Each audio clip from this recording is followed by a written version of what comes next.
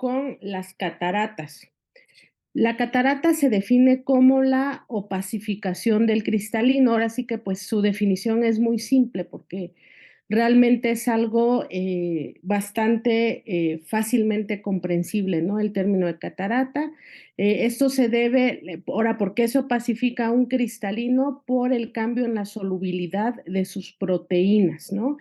Empieza a haber un incremento en la dispersión o absorción de la luz, hay alteraciones en la estructura de las fibras que se llaman cristalinas en el cristalino, hay mayor agregación de las proteínas, separación de fases en el citoplasma, hay una serie de cambios bioquímicos en el cristalino y esto da como consecuencia que esa transparencia que normalmente ha tenido el cristalino en la vida de una persona se empiece a perder y ya a esto se le llama catarata o también en algunos textos van a encontrar el término de cristalino cataratoso.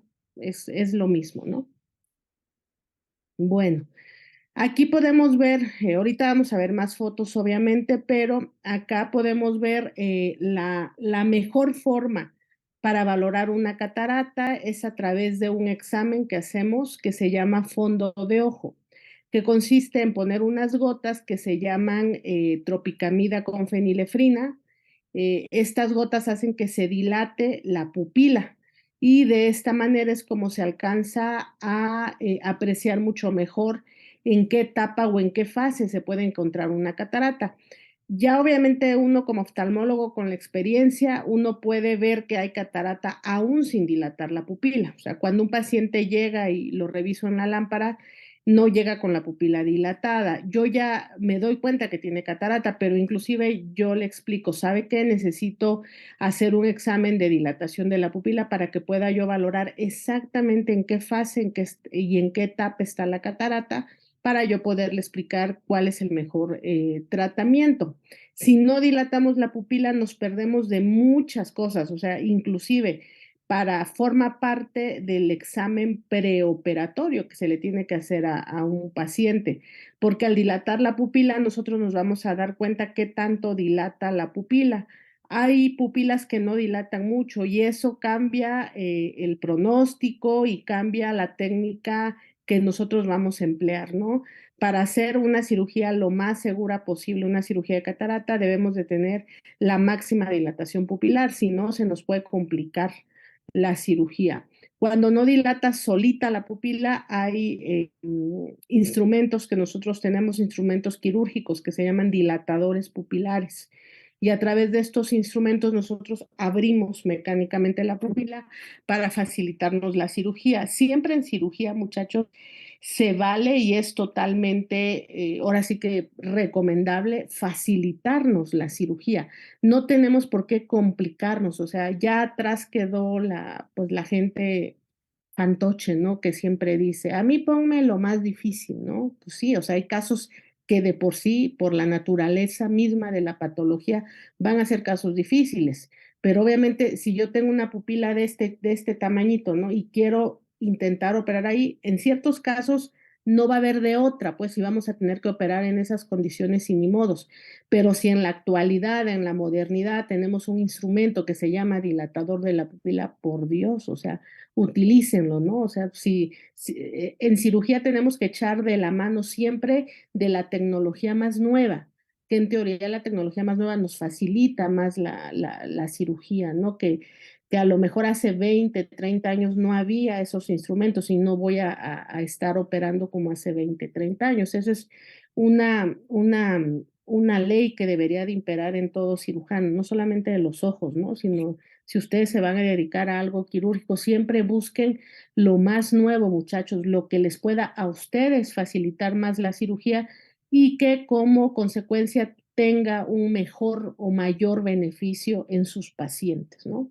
Entonces, para eso sirve el hacer una exploración con la pupila dilatada. Bueno, ahora, ¿cómo clasificamos las cataratas? Hay varias clasificaciones. Dentro de las más usadas es según la morfología. ¿Esto qué quiere decir? Aquí se clasifica la catarata dependiendo de en qué parte anatómica del cristalino está la catarata. De esta manera tenemos cataratas que se encuentran en la cápsula anterior del cristalino y se denominarán subcapsulares anteriores.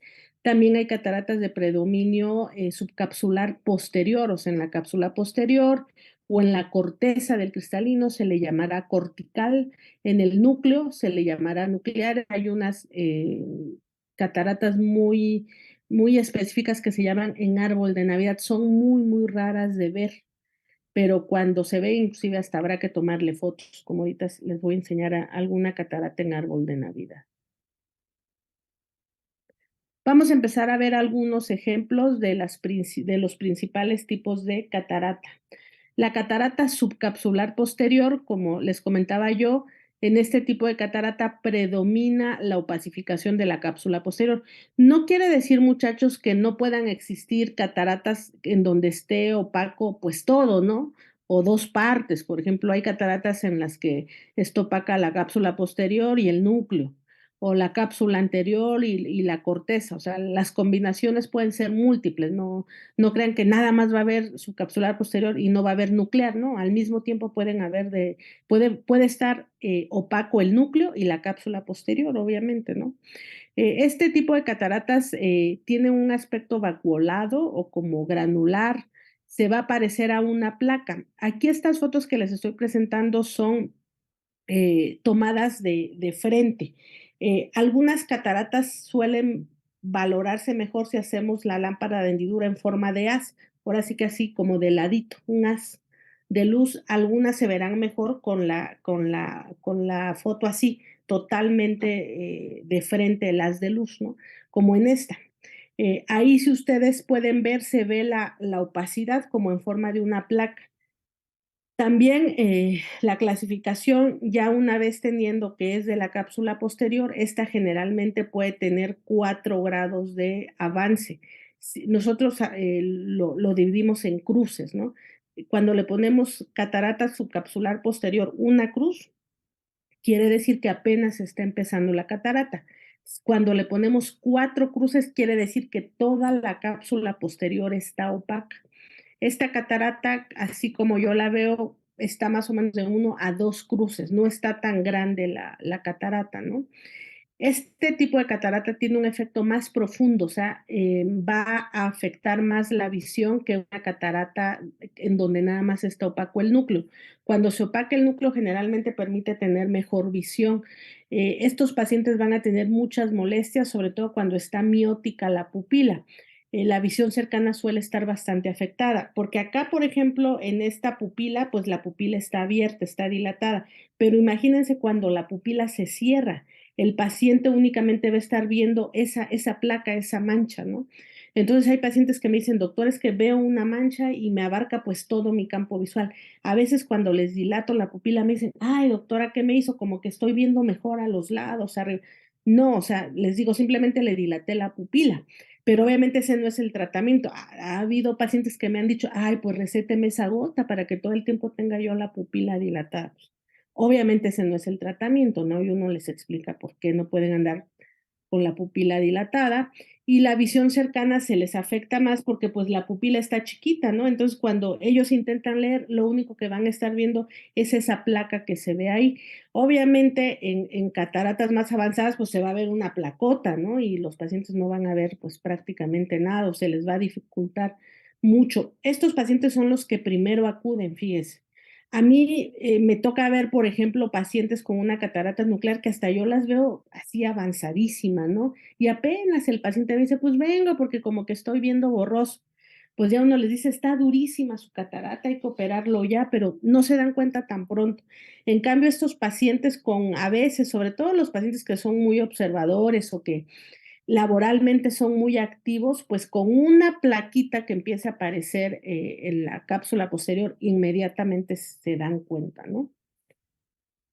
Bueno, aquí tenemos otro ejemplo en donde podemos ver una opacidad de la cápsula posterior, como lo está señalando ahí la flechita, mucho más densa, la placa más amarilla y más grande que la foto pasada. Esta foto, por ejemplo, estamos haciendo un corte en haz, o sea, un corte así como de ladito, ¿no? Por eso es que se alcanza a ver el núcleo del cristalino y hasta atrás se ve, no estamos tomando la foto, o sea, sí se está tomando la foto de frente, obviamente, pero el haz de la lámpara de hendidura está de lado. Por eso ven que se ve el cristalino así como si lo estuvieran rebanando, más o menos. En cambio, en la foto pasada, vean cómo se ve de frente, porque la luz de la cámara de hendidura está de frente. Se llama esta técnica de retroiluminación. Y aquí es una foto con un haz de un corte de la luz.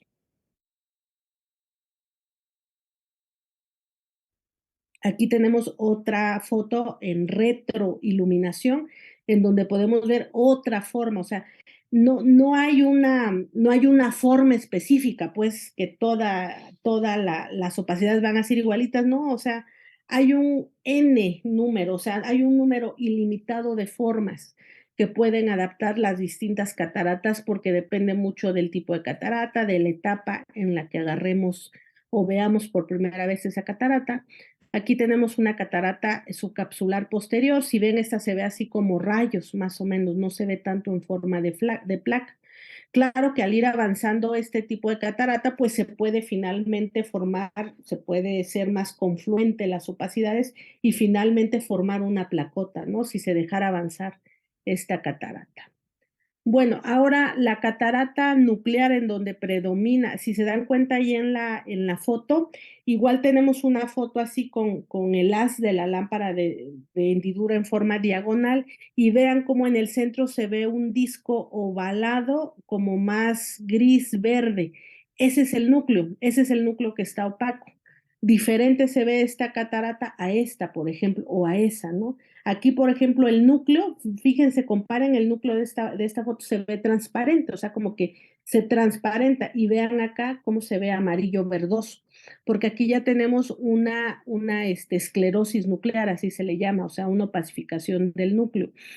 Este tipo de cataratas nucleares se asocian brutalmente a miopía, muchachos. Entonces, suele suceder algo muy chistoso. Por ejemplo, me puede llegar un paciente con 60, 70 años de edad que a lo mejor toda su vida pues ha visto bien de lejos, pero ya mal de cerca. A lo mejor puede ser mi caso, ¿no? Yo a los 60, 70 años, pues yo les habré dicho, es que yo veía muy bien al oftalmólogo que me vea, ¿no? Yo veía muy bien de lejos y desde los 40 años estoy utilizando mis lentes para leer. Pero ¿qué sucede si yo llego a desarrollar una catarata nuclear? Me va a suceder lo contrario, porque esta catarata nuclear me va a empezar a miopizar, o sea, va a empezar a formar miopía en mi ojo que yo nunca he sido miope. Entonces, ¿qué va a pasar si me vuelvo miope por la catarata? Voy a empezar a ver muy bien para leer y obviamente voy a estar viendo mal de lejos. Entonces, muchas personas de repente llegan hasta felices, ¿no? Alguien de 60, 70 años me dice, ¿qué cree, doctora? Ya no estoy utilizando mis lentes ellos le llaman de ver, ¿no? Mis lentes de lectura. Y ahora lo que me está pasando es que no veo de lejos. Y luego me dicen, quiero que me haga unos lentes para que vea yo bien de lejos y ya no voy a utilizar los de lectura. Eso es ¿cómo le llaman? Una luna de miel. ¿Eh? Es algo totalmente pasajero. Va a durar algún tiempo muy corto. Cuando esa catarata siga avanzando más, el paciente ya no va a ver ni de lejos ni de cerca. Entonces nos tenemos que sentar una hora mínimo a explicarle al paciente por qué está viendo bien de cerca, ¿no? Y así tal cual uno les dice, es una luna de miel, va a pasar. En algunos meses usted va a dejar de ver bonito, así como está viendo ahorita de cerca, y de lejos va a ver mucho peor. Entonces, usted se tiene que operar, hay que quitar esa catarata y poner un lente intraocular para que se mejore la visión, ¿no? Este tipo de catarata nuclear suele tener un tono amarillento, así como que un poquito verdoso, y son las cataratas que pueden durar un poquito más sin que el paciente se dé cuenta. Como les explicaba yo, la catarata subcapsular posterior inmediatamente se da cuenta. El paciente en las cataratas nucleares puede pasar un poquito de más tiempo. Aquí tenemos otro ejemplo de catarata nuclear. Aquí es una catarata ya muy densa, muy dura. Si se dan cuenta, ya se ve pues prácticamente opaco el cristalino. Aquí en la otra flechita estamos viendo que tenemos una opacidad de la cápsula anterior del cristalino, que ahorita también vamos a ver otras fotos. Aquí, por ejemplo, en esta foto se ve una foto muy padre porque si se dan cuenta se está haciendo igual un haz longitudinal para ver el cristalino en donde, fíjense cómo, acuérdense que yo les decía el cristalino tiene más o menos esta forma, ¿no? Y fíjense cómo la ven acá, en donde la cápsula anterior, fíjense cómo la pinta la flecha como transparente y luego viene un poquitito más así, más curveadito, ¿no? La cápsula posterior. El núcleo está transparente, o sea, para nada se ve ahí una mancha amarilla o verdosa, pero este tipo de catarata que se llama catarata polar suele presentarse más en forma congénita, o sea, el bebé nace con una mancha posterior entre la cápsula posterior y el núcleo. Ya esto se le denomina catarata polar. Generalmente estas cataratas cuando se detectan en bebés hay que operarlas porque les está ocluyendo así totalmente parece que se entró el eje visual. Entonces, ahorita la pupila está dilatada, pero cuando el bebé esté con su pupila miótica, pues lo único que va a ver es una mancha, ¿no? Y si no quitamos esa catarata, el bebé puede desarrollar ambliopía, que es la falta de desarrollo visual de ese ojo, ¿no? Ahora, el siguiente tipo de catarata se llama catarata cortical, que estas cataratas pueden presentarse en el sector anterior, posterior o en el ecuador. O sea, siempre y cuando se opacifique la corteza del cristalino, o sea, la periferia. Estas opacidades pueden verse inicialmente como hendiduras o vacuolas entre las fibras del cristalino y inclusive ya en etapas más avanzadas como en la foto que estamos viendo acá, se le puede denominar catarata en rayo de bicicleta, porque si se dan cuenta, las opacificaciones van haciéndose así como circunferenciales, como si fueran los rayos de una rueda de la bicicleta, ¿no? Aquí tenemos otro ejemplo de la catarata cortical, cómo se va opacando únicamente la corteza, el núcleo ahí está bien. Aquí hay una foto por retroiluminación y vean, no, o sea, no siempre más bien la catarata no crean que va a empezar así al mismo tiempo los rayos, ¿no? 360 grados, no, puede empezar con un rayito, ¿no? Pero eso ya es una catarata cortical, una cruz, por ejemplo, como la que estamos viendo acá, apenas está pacificado acá abajo, el resto de la circunferencia o de la corteza no se ha opacificado. Este tipo de cataratas son las que menos problemas dan para la agudeza visual, porque, como recordarán, nosotros andamos con la pupila miótica, todo el tiempo está cerradita. No nos damos cuenta que tenemos ya catarata en la corteza, salvo que ya haya avanzado mucho y ya se esté metiendo al centro. Ahí sí ya los pacientes suelen darse cuenta. Estas son las famosas cataratas en árbol de Navidad. No crean que se iba a ver un árbol, obviamente. Es una catarata infrecuente, pero la característica de este tipo de catarata es que se observan depósitos policromáticos como en forma de espículas o agujas en la corteza profunda, ¿no? Que dan cierto brillo. Por eso son depósitos policromáticos y por el brillo que despiden este tipo de depósitos se le ha llamado catarata en árbol de Navidad pues por las lucecitas, o sea, no porque tenga forma de un pino, pues de un árbol de Navidad. Estas cataratas visualmente se ven muy bonitas, obviamente para el paciente no es bonito porque tiene muchos destellos de luz, me refiero bonita académicamente hablando, ¿no? Cuando uno llega a ver una catarata sin árbol de Navidad, inmediatamente les tomamos fotos porque sabemos que es una catarata muy poco frecuente y que va a tardar para que veamos nuevamente otra. Pero les quería yo presentar estas fotos. Ahora, esa clasificación que vimos es de acuerdo a la morfología, o sea, en qué parte del cristalino está la opacidad. Tenemos otra clasificación según la madurez. Esta clasificación ya en la actualidad con las técnicas modernas que utilizamos ya prácticamente no se usa. Esta clasificación se usa mucho para donde se sigue haciendo mucho la técnica manual, la técnica más viejita, ¿no? Ahí, pues se habla de una catarata madura o de una catarata inmadura, pero realmente es un término muy general, muy vago. Se le denomina a la catarata inmadura cuando está parcialmente opaca y a la catarata madura cuando está totalmente opaca, ¿no? Pero eso es por la técnica que se usa para sacar, que es la manual.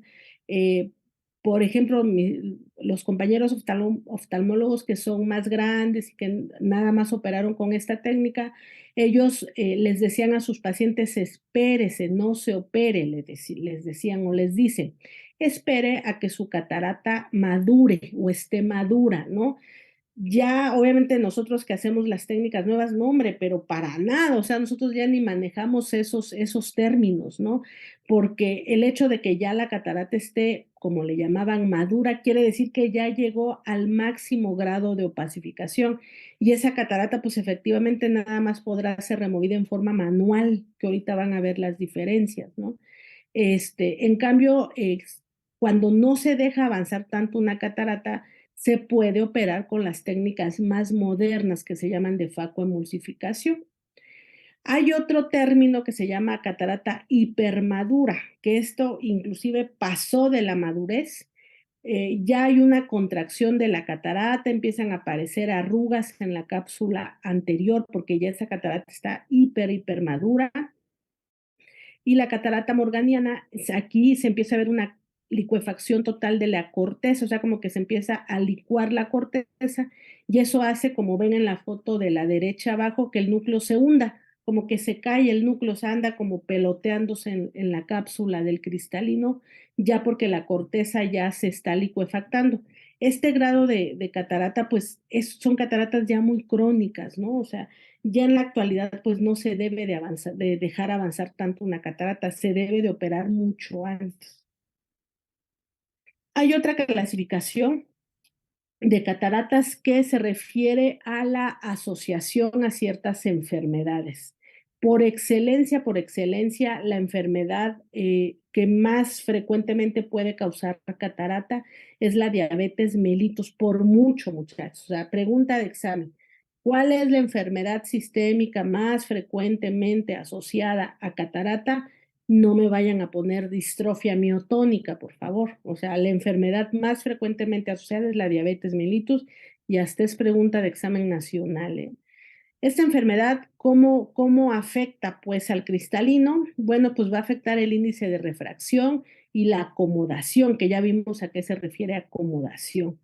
Cuando hay esta enfermedad, la catarata va a aparecer mucho más rápido.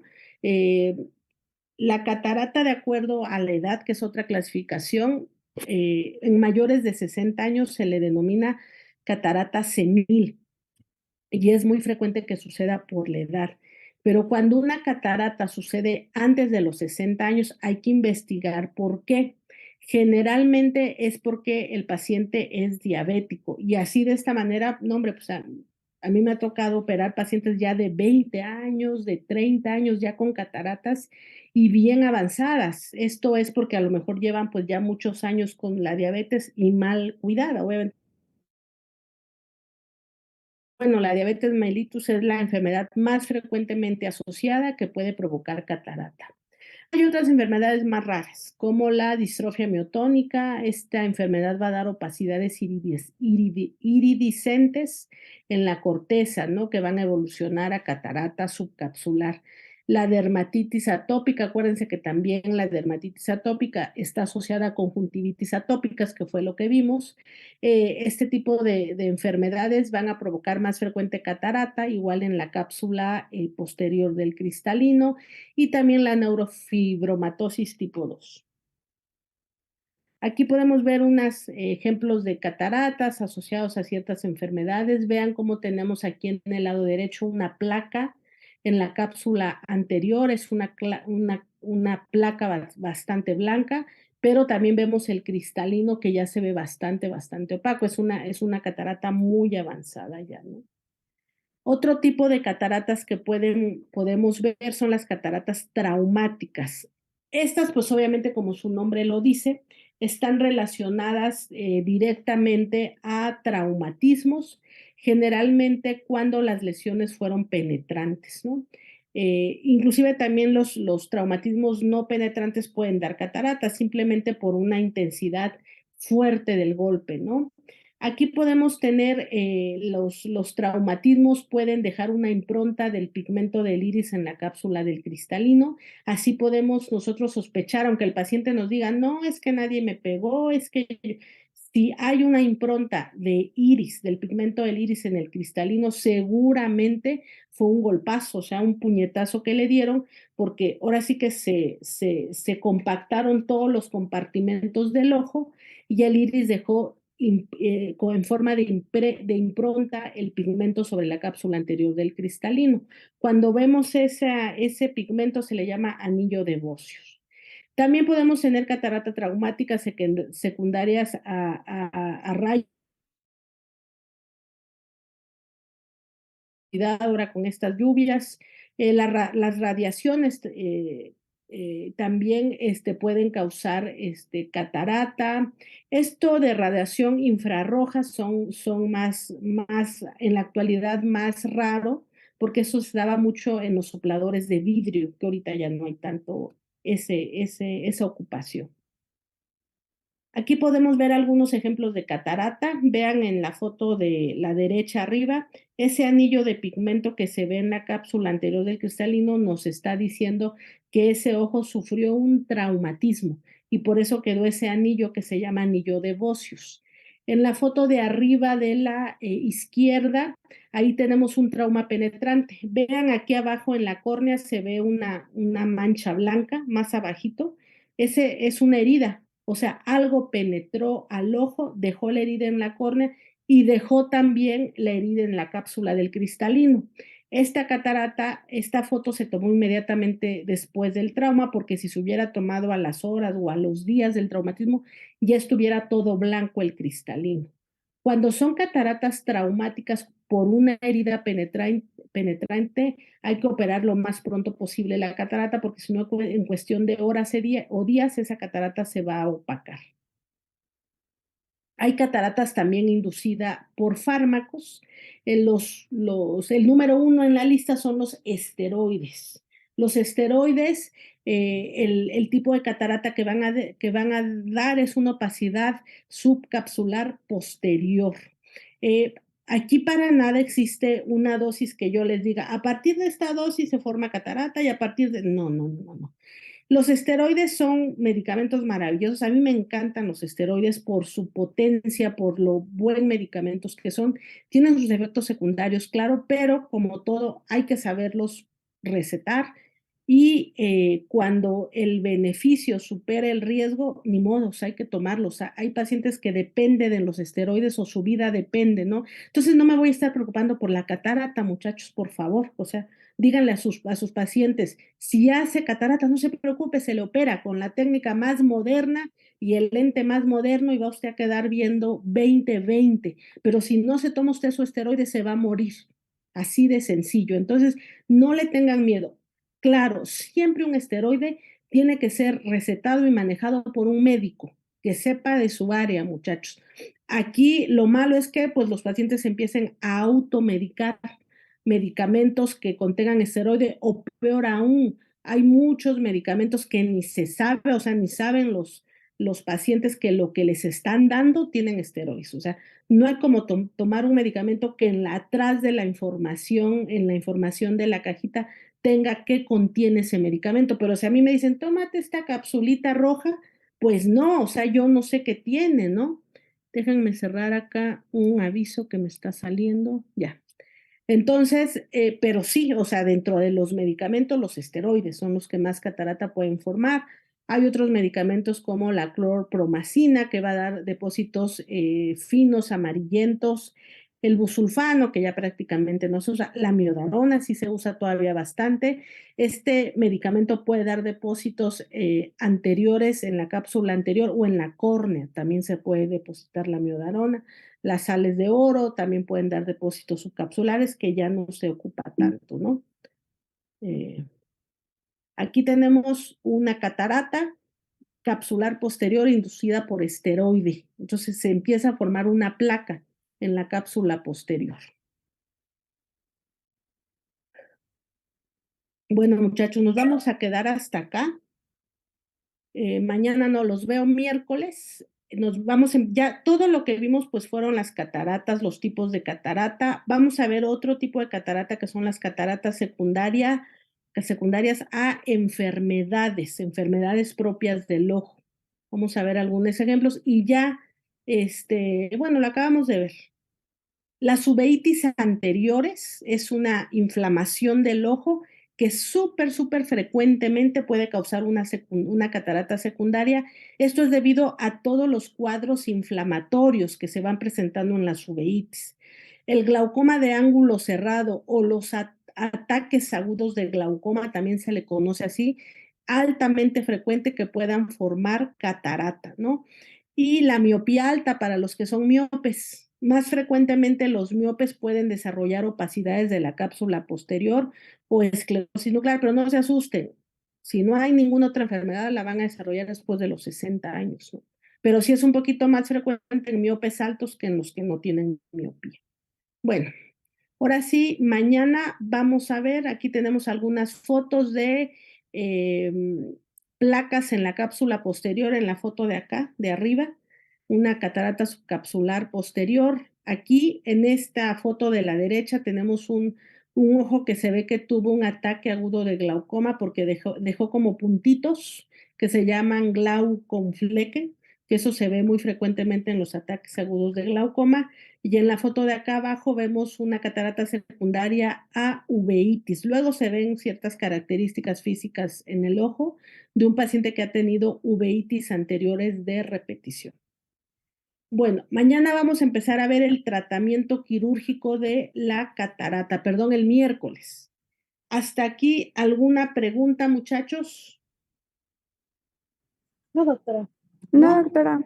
Bueno, entonces miércoles vamos a empezar a ver las dos técnicas quirúrgicas que hay en la actualidad para quitar una catarata. Vamos a ver la técnica viejita que es la manual, que todavía se sigue empleando en casi todos los hospitales de gobierno. Yo de repente la hago dependiendo del tipo de catarata.